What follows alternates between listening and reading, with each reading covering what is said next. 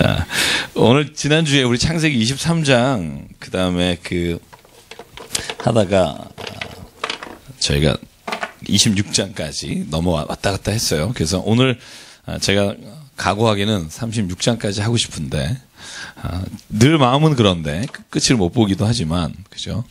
뭐 그렇게 중요하겠습니까? 그죠? 어디까지 나가는 게. 네, 감사합니다.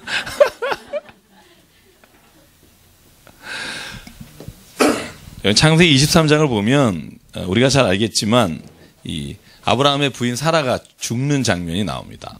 몇 살에 돌아가시냐면 127세. 그죠? 아들을 낳은 게 몇 살이죠? 90이죠. 그러니까 아브라함이 100살. 그죠? 10살 차이입니다. 그래서 아브라함은 100살에, 사라는 90세에 이삭을 낳죠. 그리고 이전에 23장에 보면 사라가 역사에서 사라지는 장면이 나옵니다. 제가 이거는 중첩되는 반복입니다. 그런데 어느 땅을 샀다고 나오죠? 헤브론, 그죠? 막벨라 굴이라고 돼 있는 데가 헤브론 지역입니다. 그래서 그 지역을 헷 족속에게 은 400세겔에 샀다 이렇게 돼 있죠. 그래서 그 땅이 지금도 이스라엘에서 팔레스틴과 이스라엘의 접경이 되고 있고 헤브론 지역을 절대로 이스라엘이 팔레스타인에 못 내준다 하는 땅이다 말씀을 드렸고요. 이유는 돈 주고 샀다. 돈 주고 내가 샀다. 그죠? 성경에 있다 이거죠. 그리고 나서 23장에 이렇게 사라가 죽은 다음에요. 24장이 저희가 오늘 시작되는 부분입니다. 24장에 보면 가장 중요한 일은 뭐냐 하면 여러분 24장에 무슨 이야기가 전개되는지 대충 아십니까? 뭐 제가 그랬죠. 성경은 집에서 읽어오시고요. 저하고는 얘기를 하자고. 그죠? 얘기를 하자고. 아들을 낳잖아요. 아들을 낳았으면 결혼을 시켜야 되잖아요. 그죠? 그래서 아브라함이 이삭의 짝을 찾아서 자기의 가장 충실한 종을 보내는 장면입니다.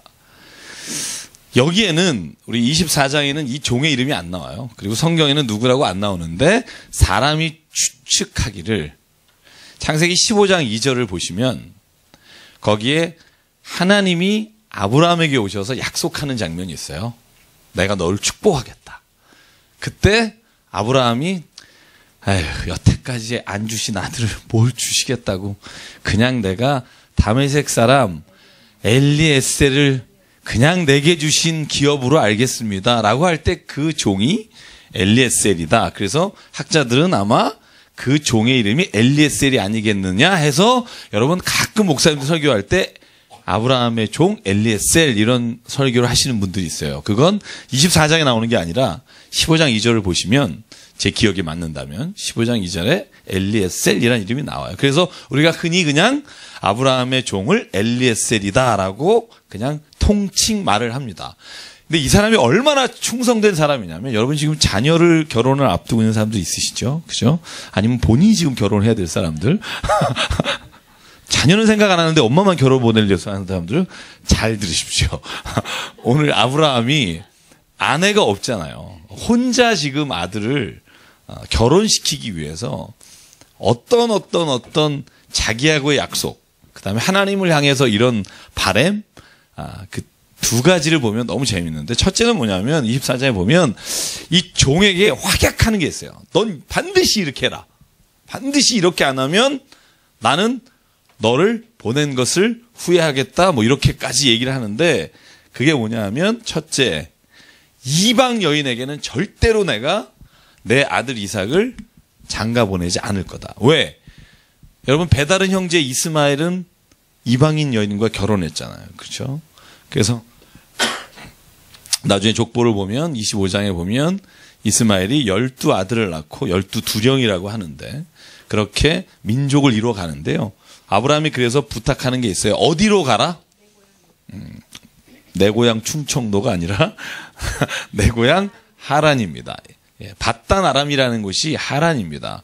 그 메소포타미아의 우측, 제가 뭐 지도를 다시 그릴 필요 없을 것 같고요. 요대로 그냥 그려볼게요. 이렇게 보면 여기가 사해고 이게 갈릴리가 좀 더 커야죠. 갈릴리 호수입니다. 그러면 이쪽 지역이 메소포타미아 지역이라고 말씀을 드렸죠. 그죠? 두 강, 유프라테스와 티그리스 강이 흐르고 이쪽이 우르라면 바벨로니아 지역이고요. 이쪽 바벨로니아 끄트머리가 하란이에요. 그죠? 그래서 하란에서 이곳으로 아브라함이 들어오는 과정이 이제 창세기 12장부터 전개가 돼서 이 땅을 하나님이 축복하셨다라고 말씀을 하는데 다시 아브라함이 자기의 종을 어디로 보내냐면 이 하란으로 보냅니다. 밧단 아람이라고 하는 곳인데요. 이곳에 보내는 이유가 뭐냐면 자기의 종족. 여러분 그거 아십니까? 수메르라는 민족 아시죠? 수메르가 최초의 서령 문자를 만들어서 그 수메르 문자에 갈기메시라고 하는 그 홍수설화라고 말하는 것이 수메르 민족 겁니다. 이 수메르하고 아람, 이 아브라함은 아람 쪽이에요. 아람. 그래서 이 하란에 있던 라반이라든지 자기의 모든 친척이 아람 족속인데 이 둘 다 어느 계통이냐면 셈족이에요. 셈족. 뭐 별로 관심 없으시지만 그냥 그렇게 알고 어디서 셈족 그러면 셈족이 수메르나 다 아람이나 같은 계열이구나. 그래서 언어가요 희한하게 나중에 라반하고 계약을 맺는 장면이 있어요. 이삭하고 특히 또 야곱이 라반하고 계약을 맺는 장면이 있는데 거기에 이 서로 언어가 다른데 알아들어요. 나중에 그 이름이 둘이 말하는 게 다릅니다. 왜냐하면 언어가 쓰고 있는 언어가 조금씩 다르게 돼. 그러나 원류는 같아요. 그래서 아마 김진사 목사님 오셔서 목요일 날 이제 이스라엘 성직 또 히브리어 하실 때 그 수메르어하고 저번에 보여주신 게 있어요. 그거 아마 여러분이 참고되셨으면 봐도 하나도 모르겠더라고요. 무슨 말인지 수메르 말. 그래서 이 하란으로 보내는데 약속하는 게 있어요. 너는 절대로 이곳에 이삭을 데리고 오라 그러면 데리고 가지 마라. 이곳에 있는 그 라반의 집의 딸을 가나안 땅으로 데려와라. 안 그러면 결혼 안 시킨다. 아주 확약을 해라 나에게. 그리고선 보냅니다. 그렇죠? 그러니까 이 충성스러운 종이 보통 이 허벅지 밑에 손을 넣고 언약을 한다. 옛날에는 환도뼈라고 돼 있는데 요즘엔 다 바뀌었죠. 그 허벅지. 그래서 왜 옛날에 여러분 기억나세요? 그 야곱이 하나님하고 씨름했을 때 환도뼈를 쳤다고 돼 있는데 새로운 번역에는 여기하고 똑같아요. 뭐라고 돼 있냐면 여러분 그 허벅지 밑에라는 말하고 허벅지뼈라고 돼 있는데 한번 확인해 보실래요? 그죠? 확인하고 싶으시죠? 32장 32장 확인해 보시면 네 거기에 뭐라고 나오죠? 무슨 뼈라고? 그죠? 허벅지뼈라고 나오나요? 허벅지 관절이라고 나오죠. 32장 25절. 그죠? 32장 25절. 보시면 뭐라고 나오죠? 허벅지 관절. 그죠? 옛날에는 환도뼈라고 그랬어요. 그죠? 그래서 번역을 해보니까, 이게 허벅지뼈, 허벅지 관절이 더 정확하다. 그래서, 번역을 개정개혁하면서 바꿨습니다. 이쯤이겠죠? 이쯤. 네, 이쯤이겠죠? 그러니까, 엉치뼈가 아니라, 여기. 그러니까, 엉덩이뼈, 허벅지뼈, 이게 왜냐하면, 그 히브리어 자체가 정확하지가 않아요. 쩔룩거렸더라 나오죠.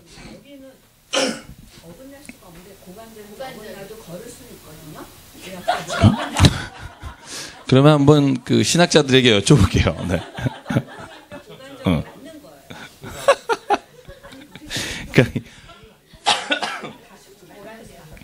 어쨌든 뭐 여러분의 다양한 번역을 기다리겠습니다. 그래서 기다리고 있게. 그래서 제가 드리는 말씀 뭐냐면 성경이 그러니까 1.1획도 틀린 게 없어요. 근데 번역은 조금씩 달라요. 그러니까 성경을 읽을 때 우리가 그런 걸 잘 생각해서 읽어야 우리가 너무 그죠? 이런 상식이 없이 제가 저번에도 말씀드렸지만 성경을 번역하신 교수님 중에 저희 은사님도 계신데 번역하고서도 그런 얘기 하세요. 그 단어가 참 힘들었다.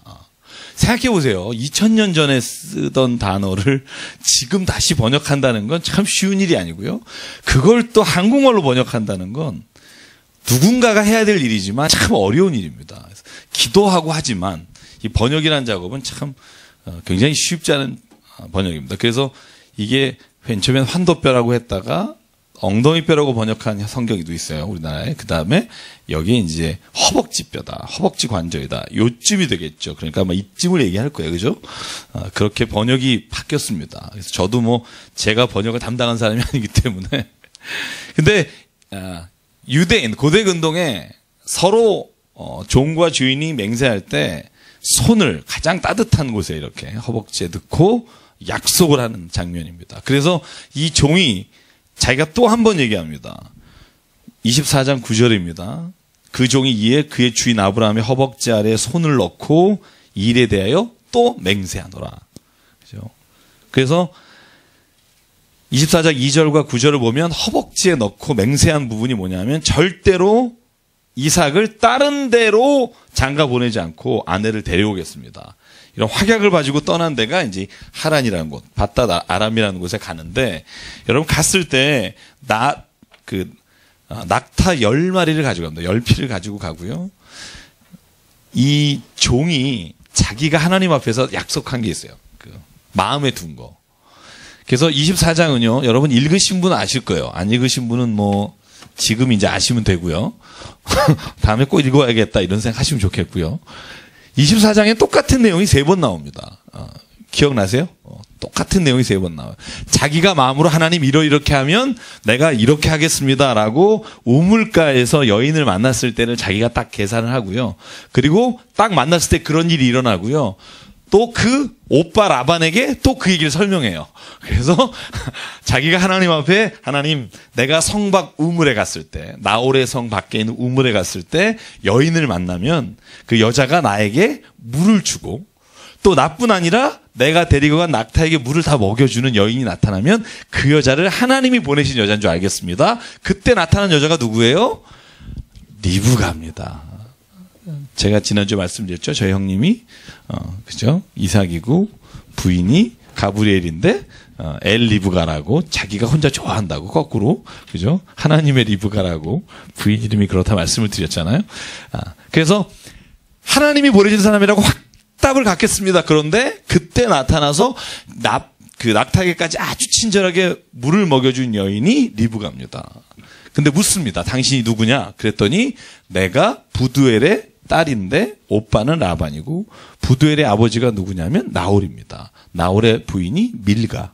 그래서 가족을 듣고 나니까 그때 이 종의 가슴이 뛰는 겁니다. 왜냐하면 하나님이 그죠? 자기 주인 아브라함을 통해서 보여주신 그 사람을 만났습니다. 그래서 너의 집이 어디냐? 거기에 유숙해야겠다. 그리고 가서 그리고 나서 오빠 라반이 당신이 어떻게 왔습니까? 그러니까 똑같은 얘기를 3번 반복합니다. 그래서 성경을 보면 자 한번 보실래요?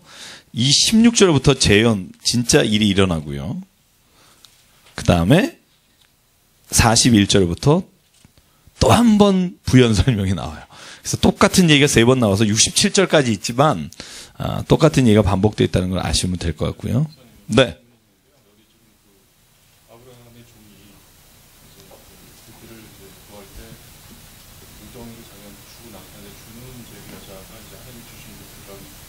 생각하겠다.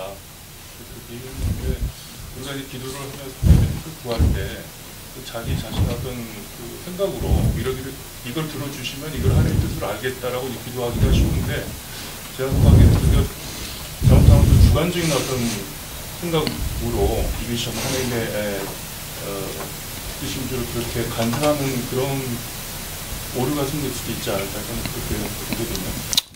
늘 그런 위험은 있죠. 근데 야곱도 여러분 보시면 28장에 자기가 하나님 앞에 또 라반의 집으로 떠나잖아요. 떠날 때 하나님께 기도하는 게 있어요. 하나님, 내가 지금 아무런 사람도 없이 호롤단신 지팡이 하나 들고 바단 아람으로 갑니다. 그런데 하나님이 그곳에서 너를 축복해 주시고 저를 정말 하나님의 풍성한 은혜 가운데 체험하게 하시면 하나님 제가 돌아오는 길에 하나님 앞에 이제는 헌신하게 살겠습니다. 혹은 11조를 드리겠습니다 하는 그 자신이 하나님 앞에 서약하는 부분이 있어요. 그러니까 저는 늘 말씀드리지만 내가 하나님 앞에 기도하면서 하나님 이런 일을 주님이 보여주시고 이루어주십시오 하는 것은 아무 문제 안 됩니다. 그죠? 경찰 출동 안 합니다. 쇠고랑 차지 않습니다. 하나님과의 아름다운 약속이에요. 그러니까 내가 하나님 이런 거 보여주십시오. 이런 기도는 할 수 있어요. 그런데 늘 말씀드리지만 그게 다른 사람이나 모든 사람이 일반적으로 다 그래야 된다라고 될 때는 그때부터 위험해지는 겁니다. 그게 제가 볼 때 하나님이 성경 안에서 우리에게 다양한 것들을 보게 하시는 이유라고 생각하는데요. 왜냐하면 이 종이 떠나면서 하나님 앞에 기도할 때 하나님의 종 아브라함이 나에게 말한 것처럼 좋은 사람을 만나게 해주십시오. 그냥 떠났다면 이 사람이 어디로 가야 할지, 누구를 먼저 만나야 될지. 그런데 자기 안에 하나님 떠나면서 자기 마음에 두는 겁니다. 하나님, 제가 이제 그곳에 우물에 도착했을 때 하나님이 이런 일을 너에게 보여주시면 하나님, 제가 그 말씀이 하나님이 내게 준 사인인 줄 알겠습니다. 네. 기도하는 가운데 어떤 성령의 감동이나 이런 걸 있죠. 그럼요. 마음 생리를 딱 보는데 여기 주의 종인 경우에 근데 이제 그렇지 않은 경우에 이제 자기가 어떤 그런 기도가 자칫하면 자기 어떤 판단을 하나님의 뜻과 어떤 끼워 맞추는 그렇게 되는 경우도 있죠. 그렇죠. 그러니까 성경을 안 읽고 그냥 혼자서 그런 생각을 하는 사람은 위험하다는 거죠. 진짜. 왜냐하면 은사는요, 항상 성령의 은사는 성경 말씀으로 체크업하라라는 말이 있어요. 그러니까 왜냐하면 어떤 분은요, 진짜 성경을 모르면서 받은 은사나 예언이나 이런 거 가지고 막 사람들한테 해주는 분이 있는데 제일 위험한 사람입니다. 차라리 그분은 은사를 안 받는 게 낫다. 성경 그렇게까지 말해요. 왜냐하면 말씀 안에서 내가 하고 있는 것들이 옳은 것인지 그런 것인지를 판단할 수 있는 것은 말씀으로만 가능하다. 근데 그 말씀이 오늘 저희가 읽는 성경 말씀 중에 한 구절의 말씀이 아니라 전체를 우리가 알고 있을 때 우리가 상황마다 적용할 수 있는 말씀들이 떠오르게 하시는 거죠. 그래서 저는요, 제일 신날 때가 언제냐면 내가 어떤 문제에 딱 부딪혔거나 진짜 막 답답한 문제가 생겼거나 성경을 읽으면서 정말 이 부분이 해석이 안 될 때 하나님이 저에게 어떤 구석에 있는 말씀을 탁 떠오르게 하시고 내가 이 삶에 적용할 수 있도록 말씀을 주실 때가 진짜 마음에 여러분들이 밥 사주는 것보다 좋아요. 훨씬 더 기뻐요. 그러니까 저는 그게 말씀 안에서 주시는 은혜인 것 같아요. 근데 말씀을 모르면 떠오를 게 없어요. 말씀을 모르면 뭐가 떠오르느냐? 지난주에 목사님이 설교했던 거 떠오를 수도 있고, 그죠? 우리가 지나가면서 들었던 라디오의 말씀이 떠오를 수도 있어요. 그것도 너무 좋아요. 그거라도 좀 하세요. 근데 정말 좋은 건 내가 말씀을 쭉 주 안에서 읽으면서 하나님 이런 말씀을 오늘 나에게 이 삶에 적용시킬 수 있게 떠오르게 하시는 거를 내가 느끼고 체험하게 될 때 감사하는 마음이 생기는 거죠.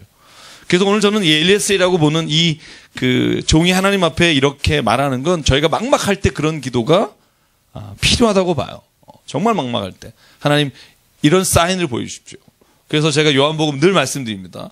요한복음은 기적이란 말을 안 하고 뭐라고 말한다? 표적.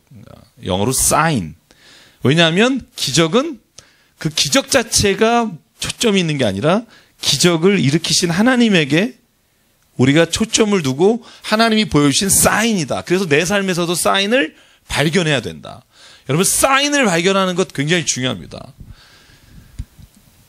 제가 그냥 여담으로 얘기하는데요. 야곱이 진짜 야비하잖아요. 우리 25장, 26장 읽어보면 야곱은 진짜 그 형 에서의 장자권을 뺏어와서 그 장자권 가지고 축복은 다 받고 도망자로 살잖아요. 그죠? 34장에 보면 20년 동안. 그죠? 그런데 하나님이 그 도망자로 사는 그 아주 간사한 야곱을 정말 기가 막히게 더 사기치는 삼촌을 만나게 해서 20년 동안 쪽박차게 하신다고요. 저는 그걸 얼마나 재밌는지 몰라요. 왜 재밌다고 말씀드리냐면 사람은요, 자기가 자기를 못 봐요. 저는 제가 진짜 이렇게 사람을 만나서 교회 안에서 얘기를 해보면 너무너무 재밌는 게 뭐냐면 어떤 분이 저에게 와서 어떤 다른 분을 막 뭐라 그래요. 저런 사람이 우리 교회 나오면 되겠습니까? 저 사람이 어떤 줄 아십니까? 탁탁탁탁탁탁탁탁. 그럼 아 그래요? 장로님 기도합시다. 또 그분을 만나면 이분에 대해서 얘기해요. 하나님 이게 신앙이 있는 겁니까? 다다다다다다다다. 듣고 보면 두 분이 서로를 못 봐요. 상대방은 보는데 정말 그 말을 자기한테 적용을 못 시키는 걸 너무너무 확실하게 제가 지난 주간에도 보는데 왜 그럴까? 그래서 하나님은요 똑같은 일을 당하게 하시는 것 같다는 생각을 저는 야곱을 읽으면서 했습니다. 라반요 이따 보면 알겠지만 야곱이 한 것과 똑같이 속이고요. 똑같이 말로 야곱을 이렇게 마음을 싸고요. 그리고 20년을 데려오고 노예처럼 쓰는 겁니다.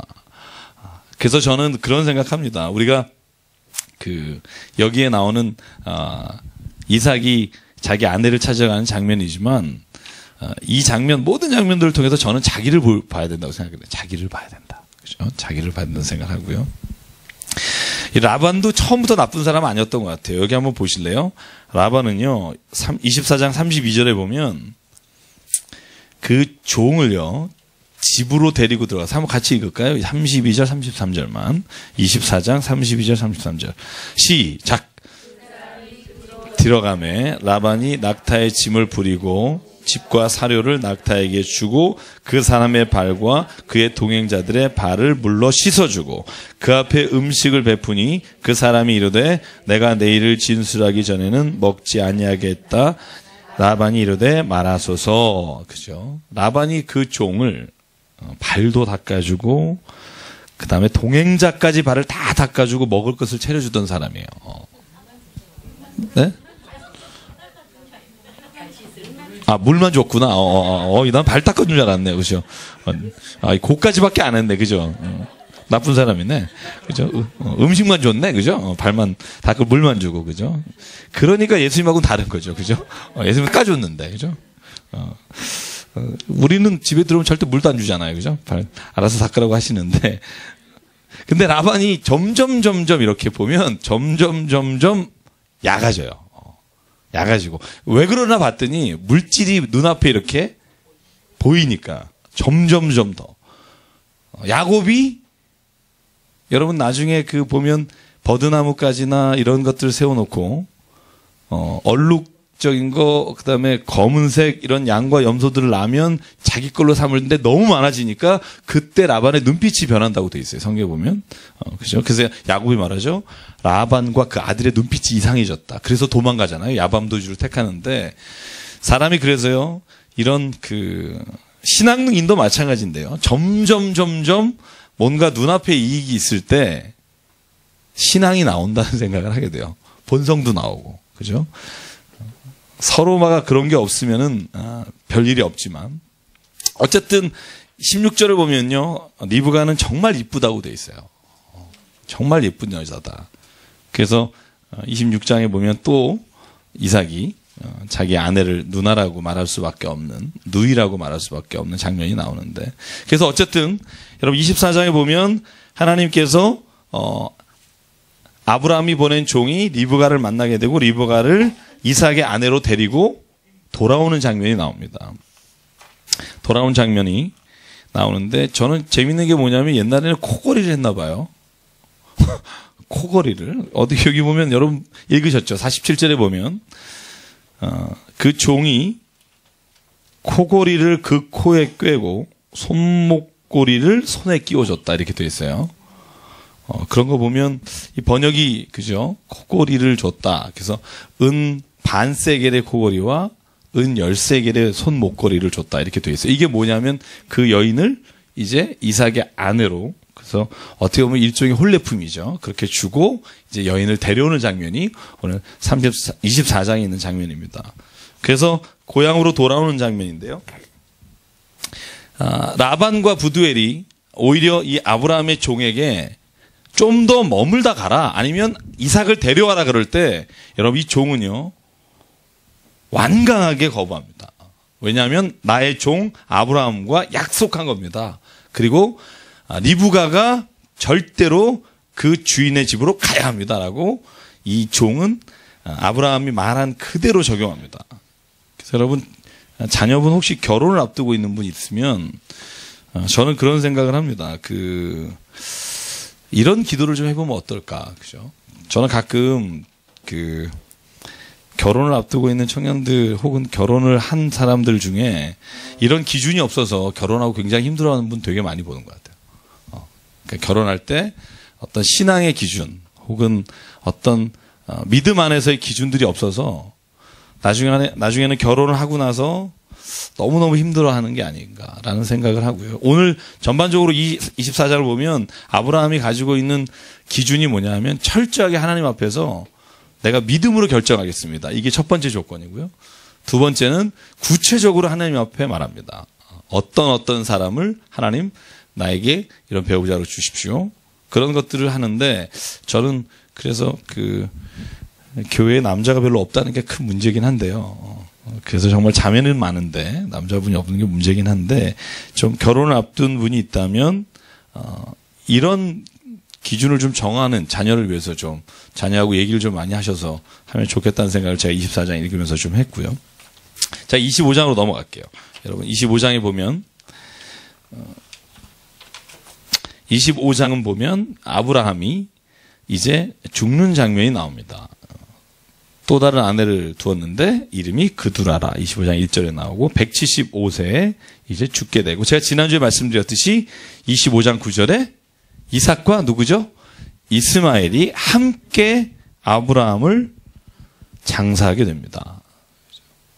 그의 아들인 이삭과 이스마엘이 마므레 앞 해쪽 속 수알의 아들 에브론의 밭에 막벨라 굴에 장사했다. 그러니까 우리는 생각하기를 이삭과 이스마엘이 한 번도 안 만났을 거라고 생각하잖아요. 그죠? 서로 사이가 진짜 안 좋아서 한 번도 안 만났을 거라고 생각하는데 성경은 이삭과 이스마엘이 연락을 하고 있었고 아브라함이 죽었을 때 오히려 이스마엘과 같이 장례를 치렀다라는 장면을 보면 저는 우리의 생각과는 좀 다르다라는 것을 알 수 있다고 말씀드렸죠. 왜냐하면 아브라함이 이삭을 낳은 다음에 무려 75년 뒤에 돌아가시잖아요. 그죠? 그러면 75년 동안 이스마엘은 떨어져 있어졌는데, 저 밑에 신광야, 바람광야 쪽에 떨어져 있었음에도 불구하고 돌아가셨을 때 이렇게 됐다는 걸 지난주에 말씀드렸고요.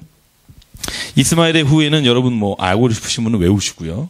거기 12 이름이 나옵니다. 느바요시오 막 이렇게 쭉 나오는데. 그죠? 그래서 25장은요, 여러분 19절부터 보면 이삭의 족보는 이러이러하니 아브라함이 이삭을 낳고 이삭이 쌍둥이 나는 장면이 나옵니다. 그죠?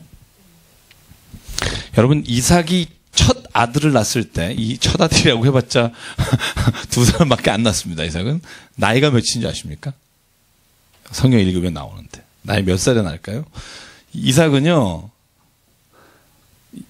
40세에 결혼하고요 60세에 쌍둥이를 낳습니다. 몇 년을 기다리냐면 20년을 기다립니다. 아브라함은 25년 삐까삐까 하잖아요. 근데 성경을 제가 학자들이 이런 표현을 써요. 이삭은 아버지를 봐서 그런지 이 기다림의 시간의 동안에 다른 여인으로부터 자녀를 취하지 않습니다. 딱 하나님이 주신 야곱과 에서만을 딱 60세에 낳고 그 자식을 잘 키운 게 이삭입니다. 그래서 이삭이 몇 세 죽냐면 180세에 죽거든요. 그죠? 그래서 무려 120년 동안 이 자식을 위해서 사는데 이삭이 이 아들 둘을 낳았을 때 참 비극적이죠. 그 이름만 봐도 비극적입니다. 원래는 에서가 형이에요. 그죠? 근데 형이 왜 에서냐 하면 에서라는 이름의 뜻이 뭐죠? 혹시 아십니까? 붉다라고도 알지만 이 털이란 뜻입니다. 예, 그죠? 그리고 야곱이란 뜻은 발 뒤꿈치란 뜻입니다. 그죠? 뒤꿈치. 그러니까 실제로 야곱은 이름부터도 뒤꿈치 붙잡고 나왔다는 굉장히 안 좋은 이름이에요. 그래서 나중에 하나님께서 너의 이름을 바꿔주겠다. 창세기 32장에 보면 분니엘에서 하나님이 이름을 이스라엘로 바꿔주시잖아요. 근데 이삭의 두 아들이 처음부터 그렇게 나올 때부터 비극적으로 나와서 첫 나와서 한 일이 뭐냐 하면 야곱은 형한테 팥죽을 장자권을 파는 게 이 야곱이 태어나서 처음 잘한 일입니다. 그죠? 처음 한 일이 그겁니다. 팥죽으로 장자권 사는 거. 그죠? 두 번째 잘한 일이 뭐냐면 이삭의 축복을 뺏는 거. 그죠? 야곱 이야기 딱 두 개 나오거든요. 25장, 26장에. 예. 딱 이 두 가지를 했어요. 팥죽으로 장자권 팔고 그다음에 이삭의 축복권을 뺏기 위해서. 근데 여러분 잘 아셔야 됩니다. 제가 25장, 26장을 같이 이렇게 할 텐데요.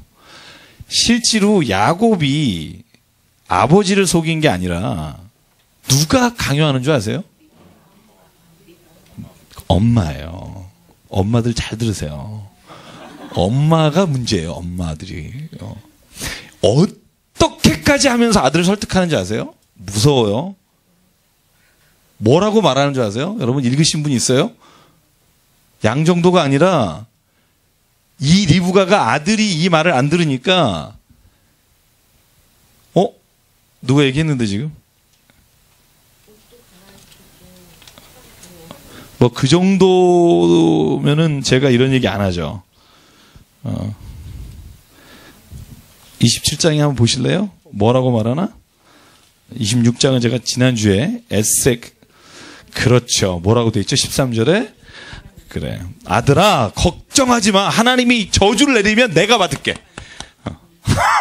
야, 이걸 아들에 대한 사랑이라고 해야 되는지 그죠?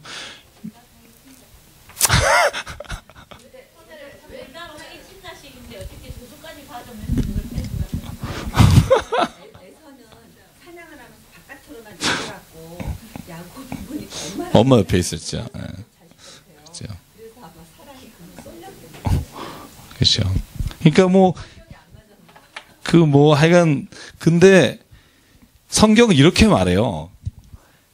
그러니까 에서를 미워한 게 아니라 에서가 하나님의 사람과 결혼하지 않고 해쪽 속의 여인들과 결혼하고 하나님의 뜻을 받들어 살지 않기 때문에 이삭도 나중에 뭐라고 말하냐면 28장에 너도 믿음에 우리의 가족이 있는 지역에 가서 거기서 너의 아내를 찾았으면 좋겠다라고 이삭도 보내요. 근데 시작은 누구냐 하면 어머님이세요. 위대한 어머님. 그죠?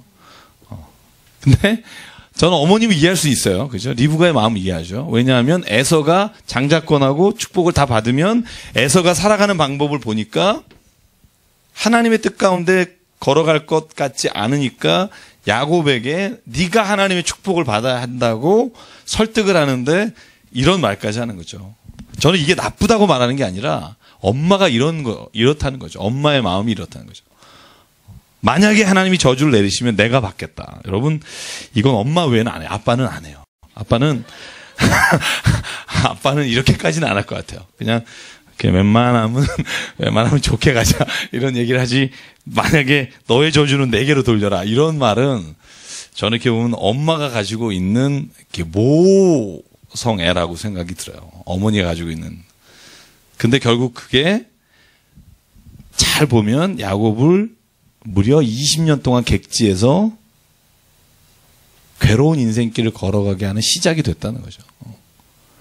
물론 야곱도 팥죽을 판 거 보면 얘도 욕심이 굉장히 많은 애예요. 그죠? 그러니까 야곱이 가지고 있었던 이거를 알았기 때문에 리브가가 제안했을 수 있지만 어쨌든 이 모든 과정을 통해서 야곱은 고난의 길에 들어갔고 고난을 통해서 진짜 하나님을 만나요. 진짜 하나님. 그래서 제가 늘 생각하는 건데 고난은 우리가 흔히 말하는 광야는 하나님을 만나는 장소다. 이 말을 제가 한 게 아니라 그 서강대학교의 손봉호 교수님이 그 쓰신 책에 보면 그런 얘기들이 있어요. 그래서 하나님을 만나는 장소다. 여러분 C.S. 루이스가 이 고난을 말한 것 그 표현 제가 여러분에게 한 번은 말씀드린 것 같은데 기억나세요? C.S. 루이스가 인생의 고통을 한마디로 정의한 게 있어요. 인생의 고통은 다가오는 고통은 하나님이 우리 귀에 울려주시는 우리를 일깨우시는 종소리와 같다. 그 얘기를 언제 해요? 자기 사랑하는 애인 여러분 아시죠? 조이란 여인과 나이가 59이 돼서 사랑하기 시작했는데 만나서 몇 년 안 돼서 암에 걸려서 암투병하다가 죽거든요. 그래서 제가 그 영화 소개시켜 드렸잖아요. 그죠? 그 영화. 그 남자 누구죠? 안소니 홉스킨? 맞나요? 홉킨스죠, 그죠? 안소니 홉킨스 나오는 그 섀도우랜드라고 하는 영화 있어요. 그거 보시면 그게 C.S. 루이스가 사는 여자 그 조이가 죽어가는 모습을 보면서 하나님하고 이렇게 막 갈등을 막 일으키다가 자기가 신앙으로 이렇게 하나님을 더 깊게 만나는 장면을 영화로 만든 게 섀도우랜드라는 영화인데, 그래서 이 고난의 시간 동안에 야곱은 뭘 깨닫냐 하면, 성경을 가만히 보면 야곱은 그때서야 하나님이 진짜 자기의 삶에 함께 계셨구나 하는 것을 보게 돼요. 그게 성경에 보면 32장 나중에 한번 우리가 같이 보도록 할게요. 어쨌든 27장에 보면 아브라함 아들 이삭, 또 이삭 아들 야곱, 이 전개되는 이야기 속에 그 야곱이 형을 속이고 여러분 잘 아시겠지만 염소 새끼의 가죽을 띄어서 목과 손목에 다 발라서 아버지 이삭이 눈이 어두우니까 만져보고 에서인 줄 알고 축복을 다 하고 난 다음에 바로 에서가 뛰어 들어와요. 그리고 뭐라 그러죠? 아버지 이걸 드시고 저를 축복해 주십시오. 옵스, 너 누구냐? 에서입니다. 에서 벌써 다녀갔다? 그러니까 에서가 뭐라 그래요? 나에게 남은 복이라도 주십시오. 남은 게 없다. 남은 게 없다. 그러니까 이삭이 이 아들에게는 네가 칼로 살아갈 것이다. 그죠? 참, 원래 그 에서가 살아왔던 그 방식이었을 겁니다. 나가서, 그죠? 짐승을 잡고. 그때 에서가 다짐한 게 있어요. 내가 내 동생 야곱을 기어코 죽일 것이다. 이게 에서가 한으로 가지고 있는. 그래서 20년 동안 성경을 보면 에서가 뭘 했나 보면 저는 이런 생각을 해요. 이를 악물고 군대를 만든 것 같아요.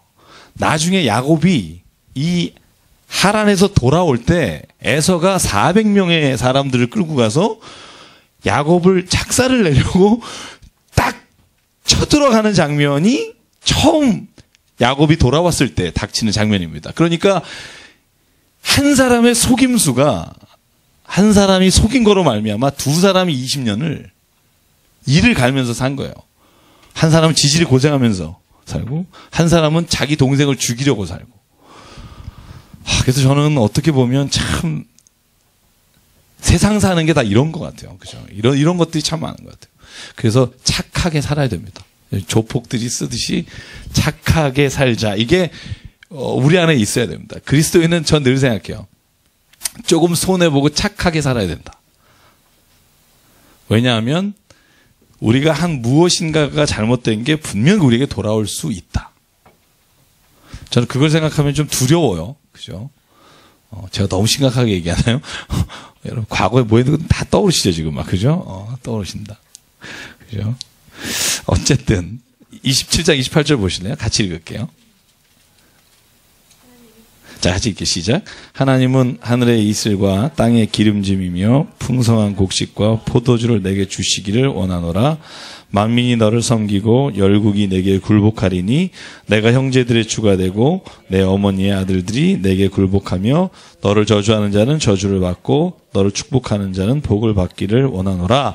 여러분, 이 복은 아브라함에게도 주셨던 복이고요, 이삭에게도 주셨던 복이고 야곱에게도 주셨던 복입니다. 그러니까 하나님을 경외하는 사람에게 하나님이 어떻게 하시겠다고 하느냐, 하나님은 그를 내 아들이라고 여기고 그가 복 받을 만한 일을 하는 사람에게는 복을 주시고 그에게 저주하는 사람에게 저주하시겠다. 이게 어떻게 보면 하나님의 편애처럼 보이지만 하나님이 자기 자식을 향한 사랑에 대한 표현이라는 거죠. 우리도 우리 자식에 대해 그런 게 있잖아요. 우리 아들 건들기만 해봐. 뭐 그런 마음이 늘 있단 말이죠. 하나님도 자기의 자녀로 삼고 자기의 하나님의 아버지라고 부르는 사람에게 이런 걸 주시겠다는 거고요. 그래서 28장을 보실까요? 제가 오늘은 26장까지 나갈 겁니다. 우리가 잘 아는 내용들이 많기 때문에. 37절에 보면 에서에게 내가 야곱을 너의 주로 세울 것이다. 그죠? 그리고 모든 형제를 그의 종으로 주었다. 그러니까 41절입니다. 제가 말씀드린 거 확인해 볼게요. 에서가 야곱을 미워하여 심중에 이르기를 아버지를 곡할 때가 가까웠은즉 내가 내 아우 야곱을 죽이리라. 그러니까 할 수 없이 리브가가 야곱을 다시 삼촌의 집, 자기 오빠의 집이죠. 라반에게 보내는 겁니다. 그곳에서 부인을 찾아서 너는 하나님의 말씀을 따라 사는 가정을 이뤘으면 좋겠다. 여러분 이 장면을 보면서 가인과 아벨이 떠올랐어요. 저는. 그죠? 가인과 아벨 형제가 서로 미워하면 물론 한 사람이 미워하고 한 사람이 당하는 모습이지만 두 사람이 미워했을 때 어떤 일이 일어나는지에 대한 것들을 보여주시고 계십니다. 46절에 보면 그 이유가 나오죠. 왜냐하면 에서는 햇사람의 딸로 말미암아 내 삶이 싫어졌거늘 야곱이 만일 이 땅의 딸들 햇사람의 딸들 중에 아내를 맞이하면 내 삶에 무슨 재미가 있으리요? 이게 엄마의 생각이었습니다. 그죠? 하나님의 뜻을 따라 살지 않는 사람 얻지 않았으면 좋겠다. 그러니까 28장 1절 이삭도 마찬가지입니다. 당부합니다. 야곱에게 너는 가난한 사람의 딸 중에 아내를 맞지 말고 바담 아람 내 외조부의 부두엘의 집에서 삼촌의 딸 중에 결혼을 해라. 굉장히 이삭도 단호하게 심각하게 이 요청을 합니다. 그리고 와서 29장입니다. 여러분 29장에 보면 드디어 야곱이 하란을 향해 출발할 때 부엘세바를 지나서 부엘세바가 남단 맨 아래죠. 북쪽으로 올라갈 때 하나님이 베델이라는 곳에서 야곱을 만나주시는 장면입니다. 여러분 이 장면 한번 재밌는 장면입니다. 꿈에 사다리가 왔다 갔다 하고 하나님의 사람이 내려오죠. 그죠? 그때 오늘 성경 보면 뭐라고 돼 있죠? 뭐라고 돼 있죠? 13절에 보면 뭐라고 말해요? 그 사람이 나는 여호와니 너의 조부 아브라함의 하나님이요 이삭의 하나님이요 내가 누워있는 땅을 내가 너와 자손에게 주겠다. 그리고 15절까지가 똑같은 축복을 또 주십니다. 그때 16절 제가 오늘 보고 싶은 게 16절인데요. 16절에 야곱의 고백이 있습니다. 같이 한번 16절, 17, 18, 19 같이 읽을게요. 시작. 야곱이 잠이 깨어 이르되 여호와께서 과연 여기 계시거늘 내가 알지 못하였도다. 이에 두려워하여 이르되 두렵도다. 이곳이여 이것은 다름 아닌 하나님의 집이요 이는 하늘의 문이로다 하고 야곱이 아침에 일어나 베개로 삼았던 돌을 가져다가 기둥으로 세우고 그 위에 기름을 붓고 그곳 이름을 베델이라 하였더라. 이성의 옛 이름은 루스더라. 제가 16절을 왜 읽었냐 하면 16절에 이런 표현이 있어요. 여호와께서 과연 여기에 계시거늘 내가 알지 못하였노라. 여러분 저는 이 고백이 우리의 고백이라는 거죠. 그죠? 그러니까 쉽게 얘기하면 야곱은 그곳에 계속 있었지만 여러분 베델이라는 곳은 아브라함 때부터 나온 지명이에요. 그곳을 계속 임했지만 내가 하나님이 여기 계신 것을 몰랐다. 그 표현은 어떻게 보면 하나님이 그때 딱 하고 나타났다 이걸 수 있지만 내가 늘 있던 공간에 하나님이 계시는 것을 보지 못했다. 그래서 지난 시간에도 제가 그런 비슷한 말씀 드렸죠. 하나님이 어디에 있어야 되느냐? 교회 안에만 있어야 되는 게 아니라 내 삶의 자리에 하나님이 계신 것을 발견하는 사람. 그걸 제가 영안이 띄었다. 그죠?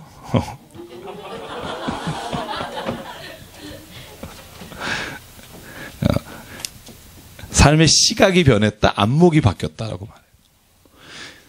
희한하죠? 여러분 우리가 만약에 하나님을 영적으로 내가 진짜 이렇게 알려고 하거나 관심이 있으면 내가 예전에 못 봤던 곳에서 하나님의 살아계심을 보게 됩니다.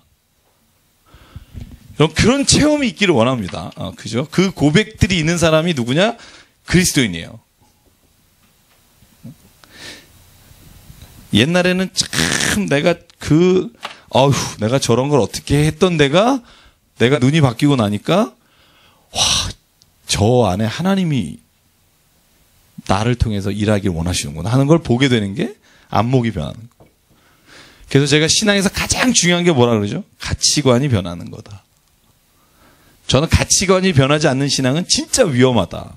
왜냐하면 내가 가지고 있는 나쁜 가치관을 강화시키고 더 확장시켜가는 게 신앙일 수 있다. 그래서 신앙이 가치관이 변하지 않는 신앙은 가장 위험한 신앙이 될 수 있다. 그런 분들을 저는 너무 많이 가끔 봐요. 너무 많이 가끔 봐요. 뭐 너무 심한 것 같아서 제가 지금 점점 줄이는데, 그죠? 너무 많이 가끔 보는데. 자주 본다 그러면 괜히 또 시험 드실까봐, 그죠? 그러니까 예를 들면 이런 거예요. 야, 인생 폼나게 살아야지. 예를 들어서 이런 친구도 있어요. 제가 청년분들하고 얘기해보면, 그죠? 이 폼나게 산다는 말이요, 어른들하고 적용하면 이게 명예욕이 될 수도 있고요. 하여간 내가 가지고 있는 무슨 삶에 있어서의 목표 같은 게 있잖아요. 그죠? 근데 하나님이 내가 믿음 안에 가면 내가 가지고 있던 가치관들을 하나님의 시각 안에서 이렇게 변화시켜 주신단 말이죠. 내가 지향하는 점이나 이런 것들도 마찬가지고 내가 그것을 위해서 하는 일들도 마찬가지인데 전혀 인생에 있어서 지향하는 것들은 전혀 변하지 않고 아까 말한 대로, 아까 집사님 말씀하신 대로 하나님 내게 이런 표적 보여주십시오. 내가 이걸 원합니다. 계속 내가 원하는 걸 강화시키는 걸 신앙만 쌓여지게 되면 그분들은 나중에 신앙의 이름으로 무서운 일을 할 수도 있어요. 그래서 신앙은요, 늘 스스로 나를 돌아보며 하나님 앞에서 내가 삶에 있어서의 가치관을 방향을 바꿔가는 게 저는 신앙이라고 생각합니다. 저는 그걸 위해서 하나님이 야곱을 20년 동안 그 먼 곳으로 보내셨고요. 성경에서 그러한 일들이 너무나 많다는 것을 발견하게 됩니다. 제 영어 성경에 이렇게 되어 있어요. 아까 여기에 계시는구나. 이 말이 The Lord is in this place and I was not aware of it. 야, 여기에 계셨는데 내가 몰랐네? 이런 겁니다. 하나님 여기 계셨네? 이걸 내가 몰랐구나. 저는 그 삶의 자리가 어딘지 모르지만 우리에게도 꼭 나타났으면 좋겠습니다. 그게 저는 이 바이블 앤 커피가 그런 데였으면 좋겠어요. 그죠? 맨날 오지만 여기 계셨네? 어머 언제 저기 계셨어? 이런 거 있잖아요. 어머 왜 이러니? 뭐 이런 거 있잖아요. 그죠? 또 심지어 제가 성경 32장을 볼까요? 야곱이 그렇게 되고 나니까 32장에 일어난 일이 있어요. 33장에 보십시오. 33장 10절입니다. 이렇게 안목이 변하면 이걸 보게 된다는 거죠. 보죠. 같이 읽을게요. 시작. 야곱이 이르되 그렇지 아니하니이다. 내가 형님의 눈앞에서 은혜를 입었사오면 청하건대 내 손에서 이 예물을 받으소서. 내가 형님의 얼굴을 배운즉 하나님의 얼굴을 본 것 같사오며 형님도 나를 기뻐하심이니이다. 여러분 이게 이해가 가요? 이 장면이 지금 이 장면이 어떤 장면이냐면 야곱이 지금 하란에서 자기 가족을 데리고 이렇게 이스라엘로 돌아오는데 에서가 군대 400명을 데리고 있다는 걸 알고 두 대로 나눠서 몰래 가서 마주친 거예요. 마주쳐서 이거 7번을 절하고 갔다는 건 고대 근동에서 어떻게 되냐면 7번을 절했다는 게 아니라 7번을 전하면서 그 사람 앞에 앞으로 나아가는 것을 말해요. 그러니까 에서가 서 있고 야곱은 절을 하면서 걸어가는 거예요. 7번을. 그게 자기가 높으신 분을 향해서 나갈 때 하는 방법인데 7번 전하고 나가서 딱 하는 말이 이거예요. 나는 당신의 얼굴에서 하나님을 봤습니다. 진심이었을까요? 그럼 설마 뻥이었겠어요?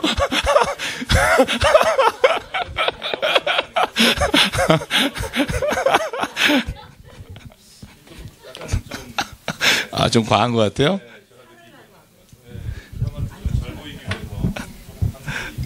근데 왜냐하면 이 말이 나올 수 있는 게 뭐냐면 그 전에 여러분 33장 4절을 보면 에서가 달려와서 7번 절하고 나오니까 목을 어긋 맞추고 입을 맞춰요. 에서가. 그리고 서로 울어요.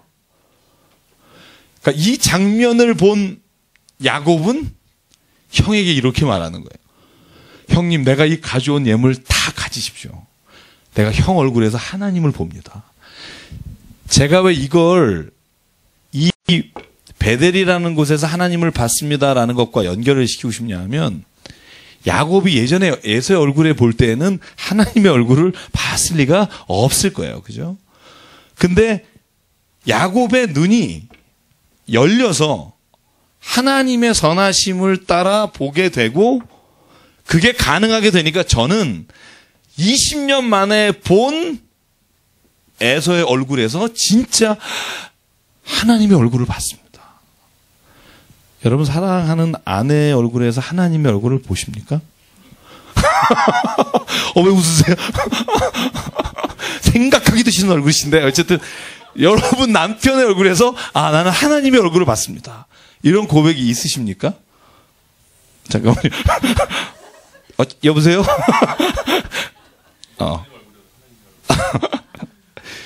거짓말 하지 말라고 그래요, 여기. 정치적인 발언 하지 말라고 지금 여기. 근데 가능하다는 거예요. 왜 가능하냐 하면 우리가 그 사람의 얼굴을 보는 게 아니라 그 사람의 행동을 보는 게 아니라 그 사람이 무엇을 했다고 하는 걸 보는 게 아니라 하나님이 원래 창조하신 사람을 내가 믿음으로 기대하고 보면 여러분 매일은 아니더라도 가끔 아주 가끔 얼굴 보니까 더 해야겠네. 가끔 에서의 얼굴에서 하나님의 얼굴을 볼 수가 있어요. 저는 그런 고백을 합니다. 저는 진짜 이거 정치적 발언인데요. 저는 이지영 권사님 얼굴에서 하나님 봅니다. 정치적 발언이에요. 저도 살아야죠. 그래서 보는데 그게 어떤 때냐면요. 어머님이 잘해주시고 그럴 때가 아니에요.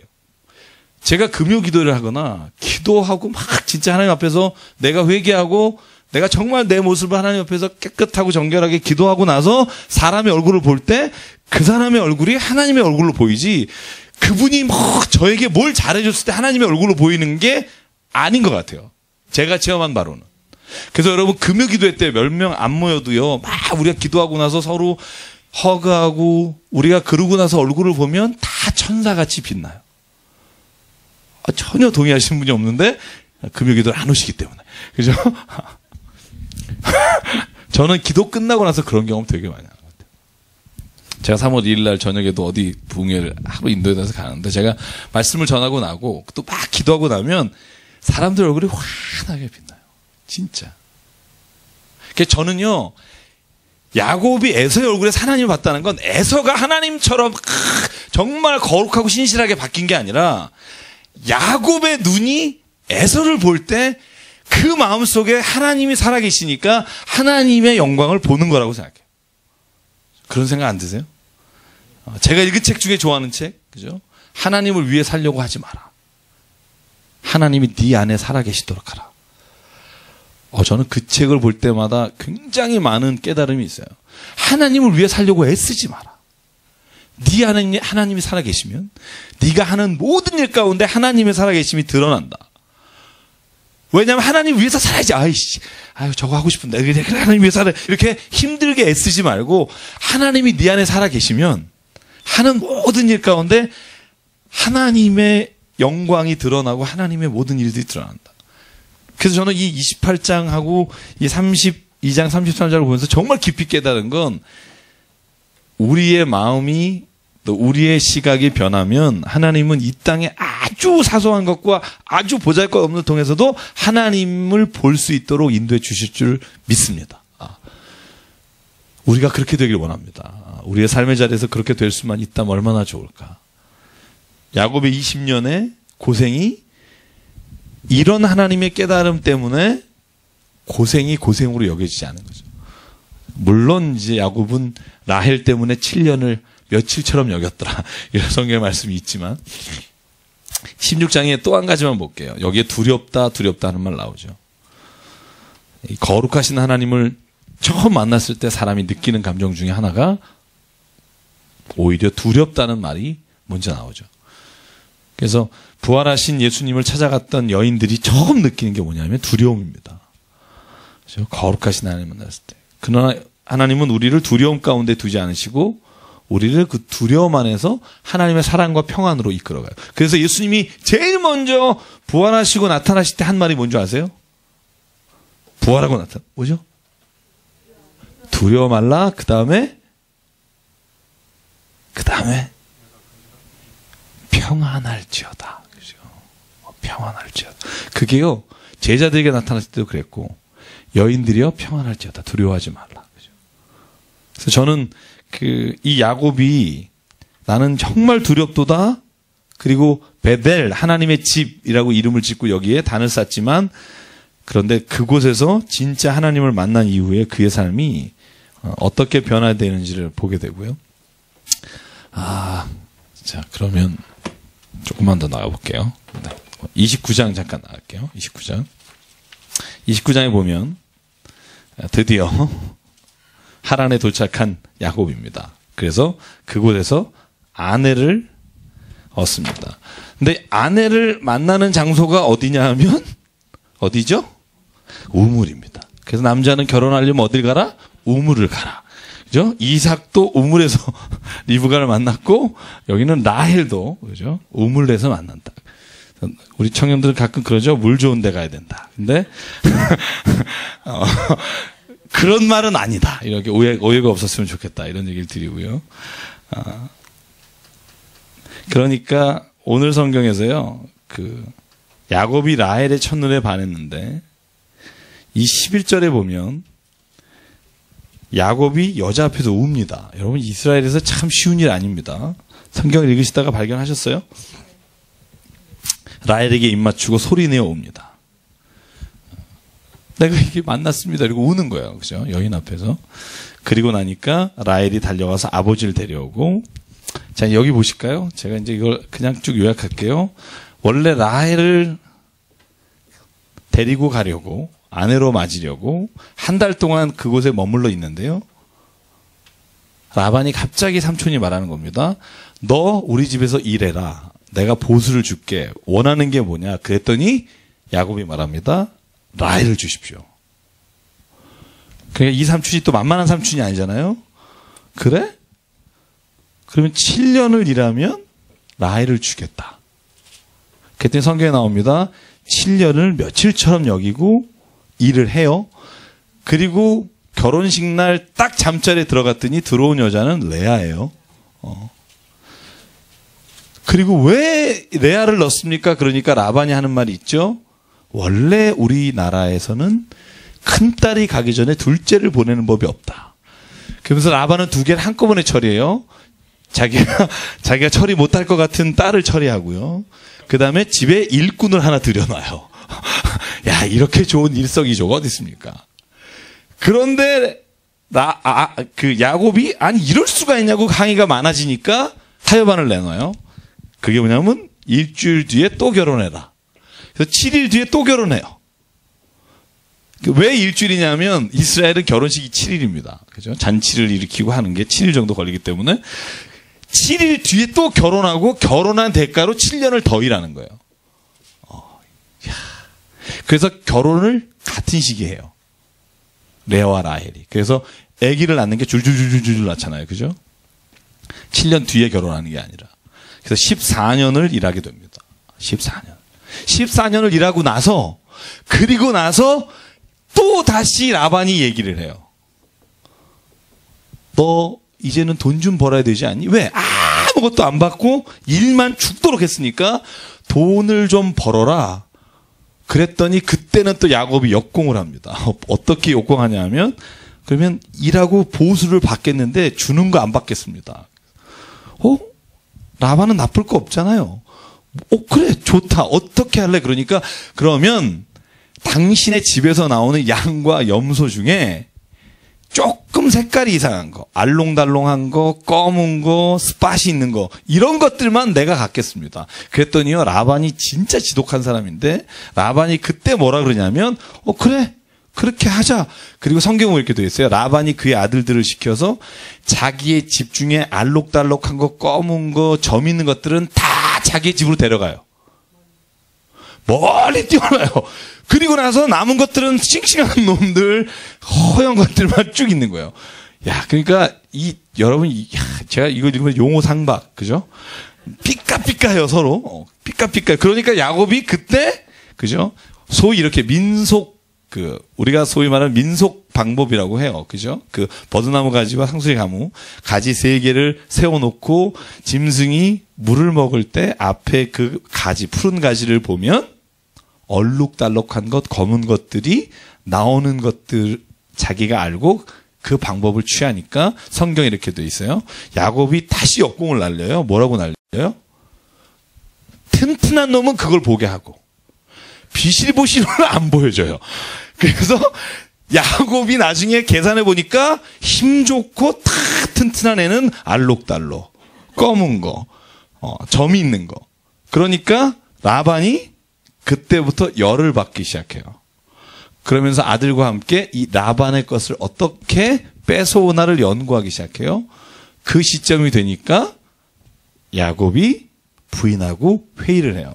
그래서 라반과 모든 아들들이 거두러 밖에 나갔을 때 그때 자기의 요셉까지 낳았으니까 11명의 아들과 그리고 아내와 모든 소유를 데리고 하란에서 이스라엘로 도망가기 시작합니다.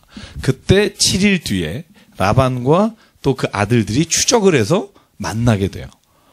그래서 만나는 장면이 어디냐? 자, 많이 갔어요, 지금. 많이 갔습니다.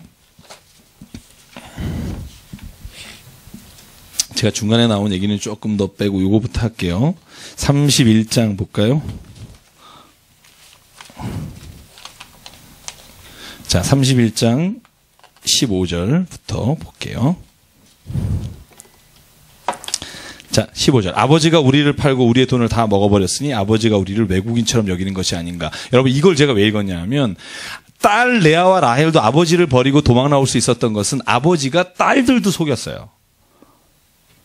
딸이 결혼할 때 받은 것을 다 아버지가 취했어요. 그리고 야곱은 무려 10번이나 월급을 준다 그러고 안 주는 속임을 당했어요. 그래서 보면 17절에 야곱은 나를 속여 품삯을 10번이나 변경했다 돼 있고 15절에 딸들은 또 아버지가 우리 걸 다 뺏었다. 그러니까 야밤도주가 가능하죠. 둘이 마음이 맞은 거죠. 그래서 애들 데리고 가니까 여러분 그때 루벤부터 요셉까지 나이가 13세에서 6세예요. 요 어린 것들을 데리고 가니까 빠를 리가 없죠. 그죠? 그러니까 일주일 뒤에 쫓아와도 따라잡히게 되는 겁니다. 그때 19절. 라헬은 드라빔을 도둑질해 갑니다. 이 드라빔이 뭘까? 사무엘상 19장에 보면 가족에 있는 우상과 같은 수호신인데 사람의 얼굴을 하고 있다 이렇게 돼 있고요. 이 드라빔은요 여행 갈 때 안전을 지켜주는 그런 자기의 수호신처럼 가지고 있는 겁니다. 그러니까 라헬이 그걸 가지고 도망가는 겁니다. 그러니까 아버지는 또 이게 장자권의 의미도 있기 때문에 이걸 찾으러 뛰어가는 겁니다. 그때 길라앗산입니다. 21절에 보면 길라앗산에서 만나게 되는데 3일 만에 야곱이 도망간 걸 알고 다시 만나게 되는데 7일 길을 쫓아가 만나죠. 그때 하나님이 라반에게 나타나셔서 하는 말씀이 있습니다. 24절 같이 읽을게요. 시작. 밤에 하나님이 아람 사람 라반에게 현몽하여 이르되 너는 삼가 야곱에게 선악간에 말하지 말라 하셨더라. 선악간에 말하지 말라라는 건요 히브리어의 그 이디움입니다. 그러니까 히브리어의 이디움. 어떤 이디움이냐? 선에서 악까지 무엇에든지 말하지 말라. 쉽게 얘기하면 입 닥쳐라. 입 닥쳐라. 말하지 마라. 그러니까 야곱에 대해서 시시비비를 가리지 마라. 조용히 해라. 그리고 나서 하나님이 야곱에게 말씀해 주십니다. 그리고 어디에 있냐면 26절부터 쭉 나오는 말씀에 보면 라반과 야곱이 만나서 대화를 나누는데요. 그때 딱 라반이 원하는 게 하나입니다. 드라빔. 다른 건 다 가져가라. 뭐 여자들도 딸도 지들이 좋다고 갔는데 뭐. 근데 드라빔은 내놔라. 근데 라헬이 낙타에 안장에 넣어놓고 자기가 여성의 그 날입니다라고 아버지를 속이고 가져가죠. 참 이 드라빔이 왜 이렇게 목숨을 걸었을까? 굉장히 좀 궁금해요. 그죠? 이게 아무리 수호신이기도 하고 그렇지만 드라빔의 아버지를 속이면서까지 이렇게 해야 될 이유가 있을까? 그런 생각을 가지게 되고요. 그래서 오늘 32장 네, 조금만 더 합시다. 조금만 더 할게요. 그래서 야곱이 이제 자기의 고향으로 돌아가는 장면이 31장 43절 라반의 형제들과 계약을 맺을 때 제가 47절 여러분 말씀드린 거 확인할게요. 계약할 때 라반은 그것을 뭐라고 불렀죠? 여갈 사하도라. 이게 아람 말입니다. 아람 말이고 그걸 똑같은 것을 야곱은 뭐라고 불렀죠? 갈르엣. 그죠? 뜻은 똑같아요. 돌 무더기의 증거 이런 겁니다. 그러니까 두 사람이 다른 말들을 썼지만 알아들었다라고 우리가 이해할 수 있고요. 이곳을 또 다른 말로 사무엘이 가끔 올라갔던 미스바라고 하더라. 이게 49절입니다. 그 장소에서 언약을 맺고 53절을 보면 재밌습니다. 아브라함의 하나님, 나홀의 하나님. 나홀의 하나님이라는 표현은 성경에 나오는 게 여기밖에 없어요. 그러니까 나홀의 하나님이라고 말한 건 누구냐면 왜 그러냐면 라반의 아버지가 부두엘이고 부두엘의 아버지가 나홀이잖아요. 그래서 아브라함의 하나님은 야곱의 하나님이고 라반의 하나님은 나홀의 하나님입니다. 그죠? 그래서 각자 할아버지의 이름을 걸고 나홀의 하나님, 아브라함 하나님 이름으로 맹세하여 협약합니다. 그것이 오늘 31장의 내용이고요. 중간에 제가 이것만 하고 오늘 마치도록 할게요. 제가 여러분 나눠드린 거 한번 볼게요. 야곱의 아들들. 성경에 보면 여러분 29장 내용을 제가 여러분에게 설명을 드리려고 하는데요. 제가 왜냐면 이 설명 드리냐면 이 설명은 요한계시록까지 굉장히 중요해요. 12지파, 그죠? 12지파. 여러분 오늘 이것만 좀 제가 중간에 29절을 스킵한 이유가 마지막에 요 얘기를 하고 싶어서인데요. 29장에 보면 12아들의 이름이 나와요. 그죠? 아직 베냐민은 안 나오지만 레아가 난 아들이 있어요. 그러니까 야곱의 첫 번째 부인이겠죠. 그 다음에 라헬이 난 아들이 있어요. 그죠? 그리고 레아의 시녀인 빌하가 난 아들이 있고요. 레아의 시녀인 실바가 난 자식이 있고요. 그래서 요 네 사람이 12명의 자식을 낳아요. 여러분 잘 아시겠지만 레아가 제일 먼저 넷을 낳습니다. 12지파의 제일 큰 형이 누구죠? 르우벤입니다. 르우벤. 이 르우벤이 근데 잘 보세요. 희한하게 제가 이제 오늘 한 40장까지 그냥 이게 전체 다 설명이 되는데 르우벤은요. 장자잖아요. 근데 장자권이 누구한테 가요? 우리가 요셉이라고 알잖아요. 그죠? 근데 요셉은 아니에요. 희한하죠? 우리가 요셉으로부터 장자가 됐을 것 같은데 하나님 예수 그리스도가 어디로부터 족보가 가죠? 유다부터 가요. 그죠? 유다가 장손처럼 그죠? 유다에게서부터 2세 다윗 이렇게 예수님까지 족보가 이어지고요. 르우벤이 왜 장자권을 못 가졌는지 창세기 35장에 나와요. 여러분 나중에 그렇죠. 아버지의 시녀인 빌하의 침상에 들어간 것 때문에 나중에 창세기 49장에 12아들을 축복할 때 르우벤을 향해서 그 얘기를 해요. 네가 나의 침상을 더럽혔기 때문에. 두 번째 아들이 누구냐면 시므온이에요. 시몬 다음이 레위예요. 근데 시몬과 레위도 장자로 안 된 이유가 있어요. 왜 그러죠? 창세기 34장에 보면 디나라고 하는 레아의 딸이 있어요. 레아의 딸, 다음 주에 좀 더 읽어보세요. 레아의 딸이 세겜이 너무 사랑해서 그녀를 데려다가 범해요. 그런데 히위족 그죠? 범했는데 그 딸을 사랑해요. 그러니까 야곱한테 요청해요.